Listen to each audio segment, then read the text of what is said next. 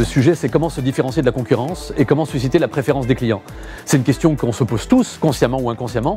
On cherche tous à attirer des clients, mais pour un client, lorsqu'il voit des centaines de cabinets comptables, il se pose la question de savoir pourquoi lui plutôt que lui.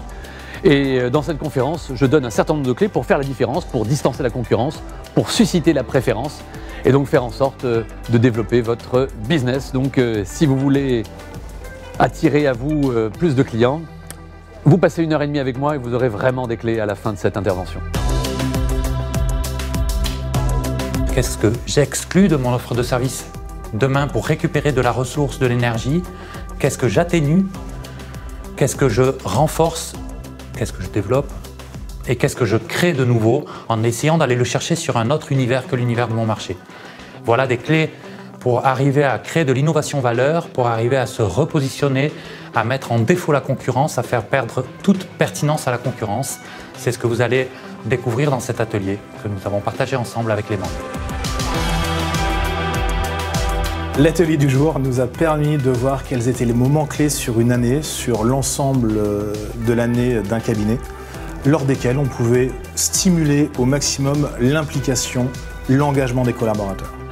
En filigrane de cela, on se rend bien compte que le fait de mettre du cadre est fondamental, et à l'intérieur de ce cadre, voir quelles sont les techniques, les manières de faire qui vont permettre aux collaborateurs de s'impliquer dans les actions clés du cabinet.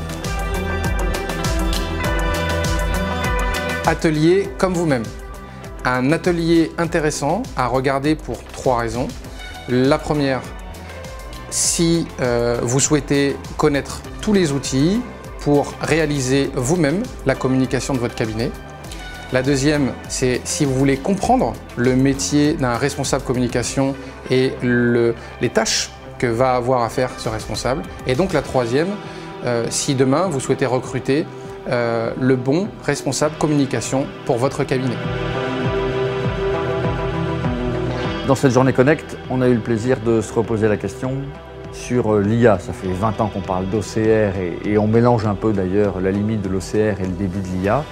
Dans cet atelier, pour ce que vous trouverez dans nos supports et dans la vidéo, vous verrez qu'on a creusé la question essentielle, où est-ce qu'on en est, comment ça se fait qu'un éditeur un peu nouveau dans le radar, qui s'appelle Ingénéo, qui nous connaît, enfin qui connaît la profession depuis 1 an et demi, avec un regard très IA, comment ça se fait qu'en 1 an et demi, il rattrape et il couvre quasi complètement toutes les questions de la production.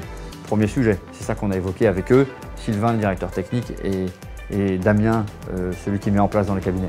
Mais la question d'après, sur laquelle je vous demanderai de réfléchir après avoir regardé les supports, c'est qu'est-ce qu'on va demander à l'IA? Quels sont les process, quelles sont les modélisations, les algorithmes qui nous permettront d'avoir des conseils à donner à nos clients dans quelques mois, dans quelques années.